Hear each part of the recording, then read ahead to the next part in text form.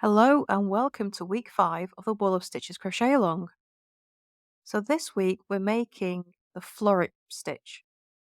So this is piece 9 and it's the first of this week's pieces. And we're starting with a large piece. So this is going to be your first piece of row 3. The floret it's got a very delicate texture to it. It's very subtle, but fairly easy to make. So to start this piece, you're going to need a foundation chain of 67. So to start our floret stitch, we're going to be making a double crochet in the 4th chain from a hook. Before I make that stitch, I'm just going to mark the first chain from a hook because the turning chain counts as our first stitch.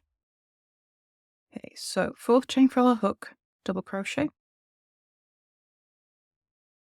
And then we're going to double crochet in each stitch across.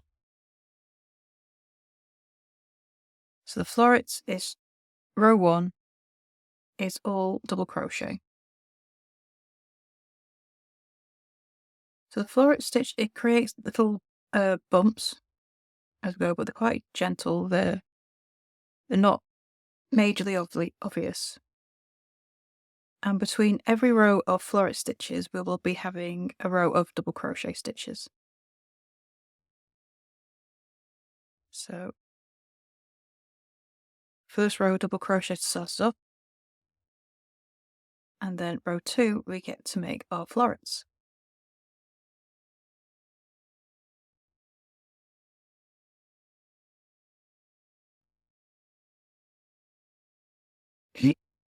All double crochet for row 1.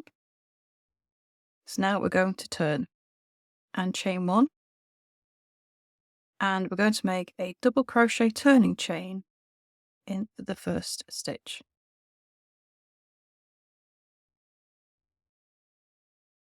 I'm just going to stitch marker in there. Okay. Then we're going to make a double crochet in the next stitch as well.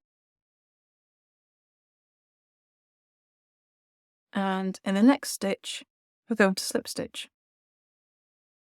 Keep your slip stitch nice and loose because you're going to work into it in the next row. But that slip stitch pulls down this double crochet and makes it bend over. And that's what will make this gentle bump in the back. You'll begin to see it once we've done a few stitches. So the next stitch, we'll make a double crochet again, slip stitch in the next stitch. And that's the repeat across the row. After your slip stitch, you make a double crochet, and then slip stitch in the next stitch. And you continue that all the way across. I should turn it over for a second. You can see where these double crochets are being brought down. Bumps will become more obvious after you've had the next set of stitches worked into them. Just repeat that all the way across the row.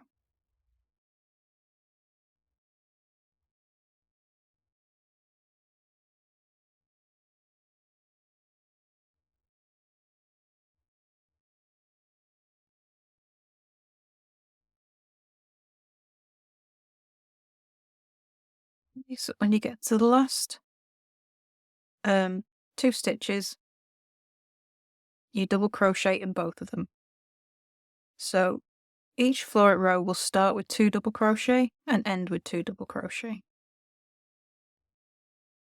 So if I turn over, you can see these little subtle bumps, and you get this lovely texture as well.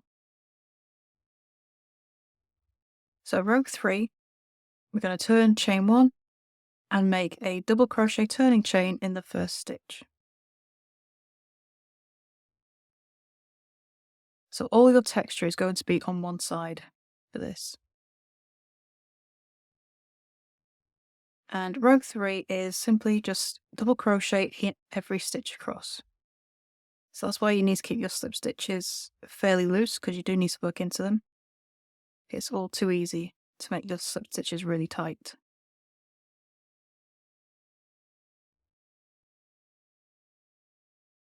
So just slip stitch into the top of every slip stitch. Sorry, double crochet into the top of every slip stitch and every double crochet.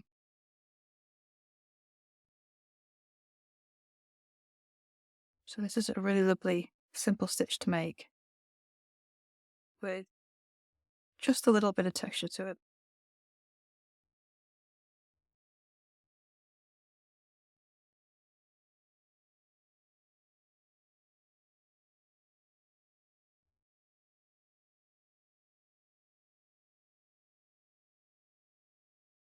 And then double crochet in the final stitch. And there you see. So here's your little florets.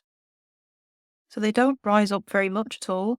It is a very gentle texture stitch, but just creates a nice little subtle look to the fabric.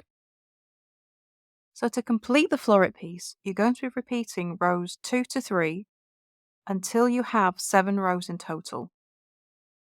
So once you finish row 7, you can cut off and weave in your ends, and then it's time to add the border. So for this piece, you're going to have 65 stitches across the top and bottom, so you make 1 single crochet in every stitch. Down the sides, you're going to make 2 single crochet into the side of every row. And of course, you'll also have that extra stitch in the corners for the turn. So once you finish that round, you can go ahead and finish your next 2 rounds as well. If you need a reminder on how to add the border, click the card that comes up on the video or go to the link in the description if you need a reminder. So there is no joining this week because this is the first piece of our 3rd row. And piece 10 we will do next. So you can click on over to the next video to see that. And that's called the tower slip piece, which is an interesting stitch. So if you have any questions, please do come to our Facebook group, Froggity Frogs Ribbons and Stitch, and ask all the questions you need. Join in with the chat, and please show us your finished pieces as well. I'd love to see how you're getting along. So thank you for watching, and I shall see you in the next video. Bye for now.